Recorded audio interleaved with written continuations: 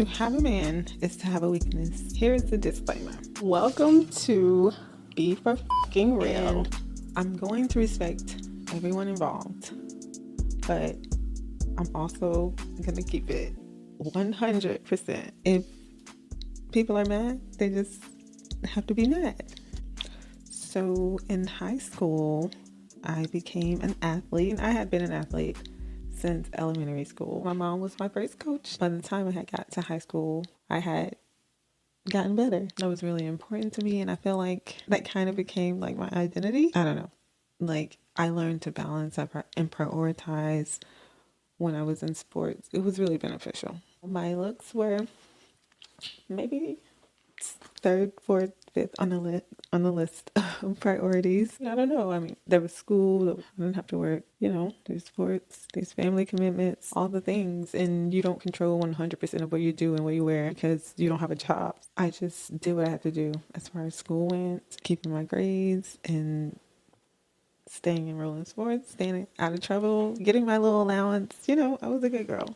So by the time I got to college, go Cougs, I essentially became an athlete without a sport. I didn't try out or get scouted. Intramurals was a big no. I was struggling to keep my little Palmetto scholarship. Still ended up losing it. Looking back, it was a moment or a time of adjustment where it was so much more to accomplish in such less time while balancing so many things. I'm still proud of what I did. I went on the whole shit, you know.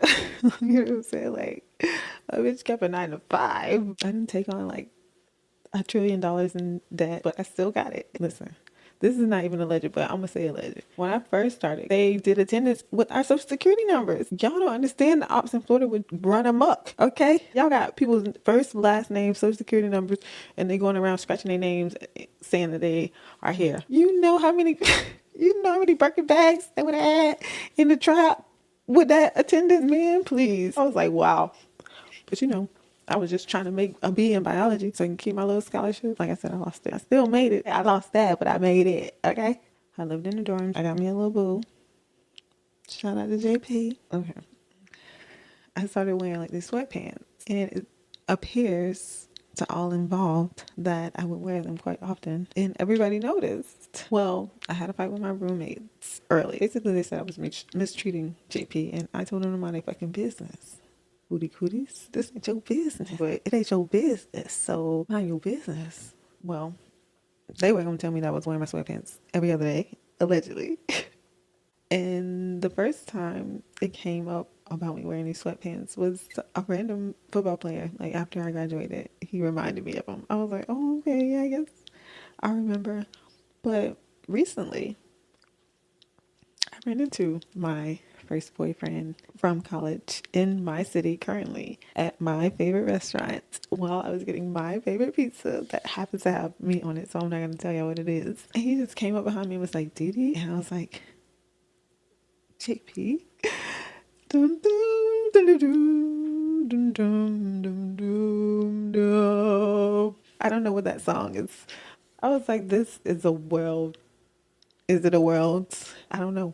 I just keep trying to make it one day at a time. It was in that encounter that I was able to tell him about the sweatpants. And he was like, yeah, I knew you was wearing them too much. Like, what are you telling me? He was like, because nobody else is going to be looking at you. And I was like,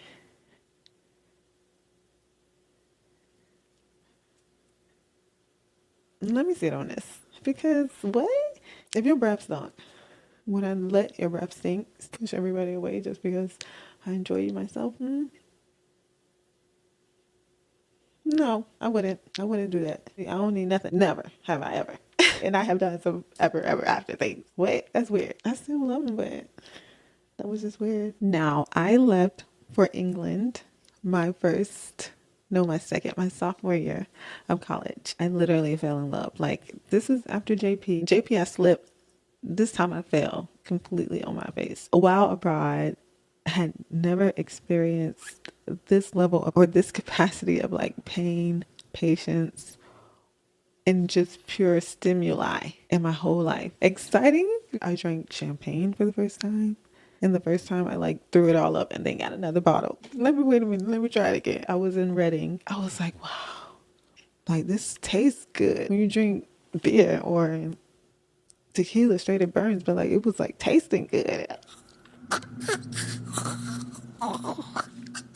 Run it back. Let me try that one more time. As I explored new depths of patience and insanity, new levels of pain, there was a new me that emerged that was more capable, discerning, less naive, but still a fucking fool, okay? But I do remember, like, at this time, it felt like even though I was so many miles away from home, I channeled my inner sixth grader. In my sixth grade year, I decided I was never going to repeat an outfit for the entire 9 weeks, okay?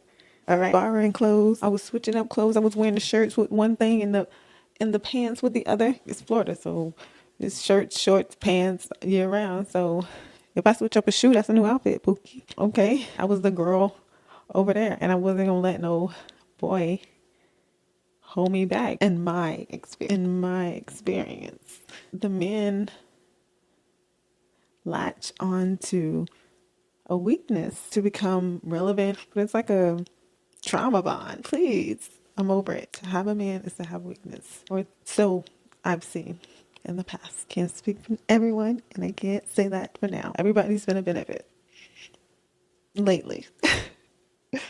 In my senior year, we used to gather in the cistern. Shout out to the cistern. It probably looks so different now. At the top, you could have gatherings, and we had one with the Greeks. Who would I shout out first? Obviously the alphas. I don't know. It's something about an alpha man. They were doing their thing, and he did like this move. They're basically talking about how like they're fresh. Then he kind of like points at whoever he thinks is fresh. So, he ended up at yours truly, and I'm like, what a full circle moment. Freshman year, I'm walking around in these same fucking sweatpants every other day. Nobody's telling me anything. I bet you get in the trenches, dig a way out.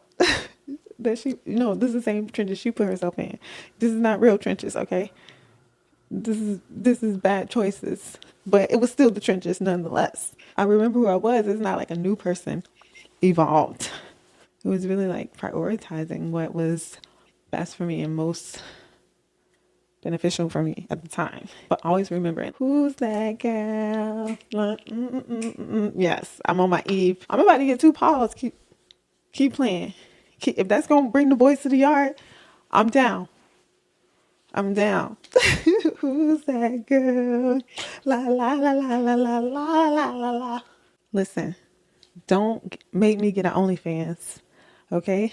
Like and share my picture in my post, in my video, and check out all the links below too, and meet me in the comments. Really, I want to hear what you got to say.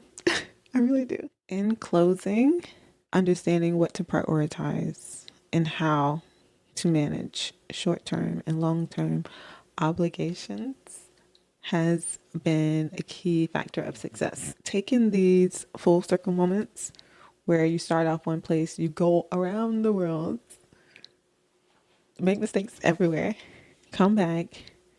I'll make more mistakes after you come back, but you know what I'm saying? You come back to the same place, a different person, but the same person essentially. You standing on business, and like your perspective change, your outfit change. To have that happen in front of the same audience is gratifying, but to have it happen at all is ideal. I feel validated. I feel seen by the universe. Psalms 23 has been a recurring theme lately. A little bit surprised to see it in my notes, but not, because it was all over my meditation one night. I was so proud to know that I know or knew the words. So I probably should read it again tonight. I am. So let me go do that. Let's all go read Psalms 23. And when you finish, put done in the comments. Bye.